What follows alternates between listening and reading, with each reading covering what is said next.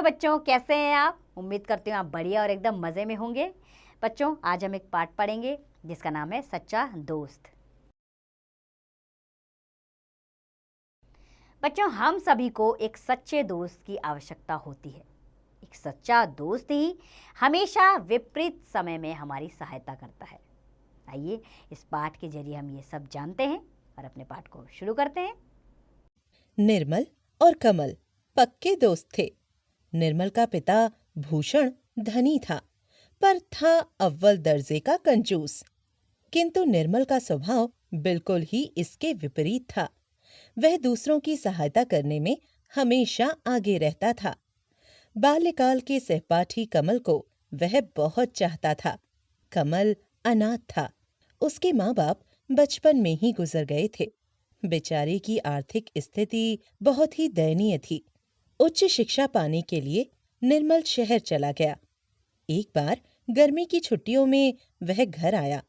उसी दिन शाम को वह कमल से मिलने उसके घर गया। कमल चादर ओढ़े लेटा हुआ था और कराह रहा था। 4 दिनों से बेचारा बुखार से पीड़ित था। गांव के वैद्य ने उसे दवाइयां दीं, पर कोई फायदा नहीं हुआ। बुखार कम होने का नाम ही नहीं ले रहा था। शहर जाकर डॉक्टर को दिखाने के लिए उसके पास पैसे नहीं थे। निर्मल ने उसकी बुरी हालत देखी और जान गया कि पैसे न होने के कारण वह स्वस्थ नहीं हो पा रहा है। घर लौटकर उसने पिता को अपने दोस्त की बीमारी के बारे में बताया और उसके इलाज के लिए कुछ पैसे मांगे। यह सुनते ही भूषण नाराज हो उठा और ऊंचे स्वर में कहने लगा, कहीं तुम पागल तो नहीं हो गए? मेरे पास इतना धन नहीं है कि खैरात बांटता फिरूं। किंतु निर्मल ने ठान लिया कि जो भी हो, दोस्त का इलाज कराकर ही रहूंगा। वह सीधे महाजन के पास गया और उससे 500 रुपयों का कर्ज लिया। दोस्त को किराए की बैलगाड़ी में शहर ले गया और अच्छे डॉक्टर से इलाज करवाया। हफ्ते भर में कमल की तबीयत सुधर गई। 10वें दिन महाजन निर्मल को ढूंढते हुए उसके घर आया और उसके पिता निर्मल से पूछा, क्या निर्मल घर में है? निर्मल के पिता ने कहा, घर में नहीं है, पर उससे तुम्हें क्या काम है? वह यह वचन देकर गया था कि हफ्ते भर में तुम्हारा कर्ज लौटाऊंगा, पर आज तक नहीं लौटाया। अपने दोस्त के इलाज के लिए मुझसे 500 रुपए लिए थे, लेकिन आज 10वां दिन है। महाजन ने कहा। यह सुनते ही भूषण क्रोधित हो उठा। घर के अंदर गया और 500 रुपए लाकर महाजन को दे दिए। महाजन चुपचाप वहां से चलता बना। थोड़ी देर बाद जब निर्मल घर आया तो भूषण ने कड़े स्वर में कहा, क्या तुम्हारी अक्ल घास चरने गई थी? तुम्हें ज्ञात नहीं कि महाजन से कर्ज लेकर तुमने मेरी इज्जत मिट्टी में मिला दी है? मेरा दोस्त बीमार था, कोई दूसरा चारा नहीं था, इसलिए कर्ज लेना पड़ा। इसमें इज्जत की क्या बात है? जरूरत पड़ने पर जो धन काम नहीं आता, वह किस काम का? निर्मल ने भरे स्वर में कहा। ठीक उसी समय कमल वहां आ गया।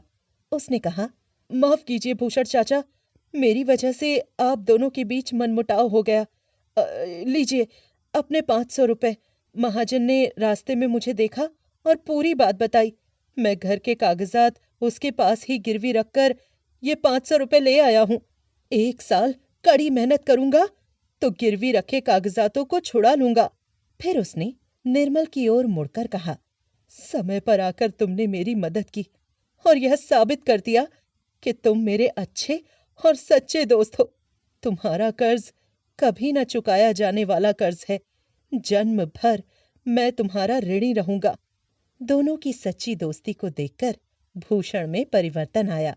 उस दिन से उसने कंजूसी छोड़ दी और जरूरतमंदों की सहायता करने लगा।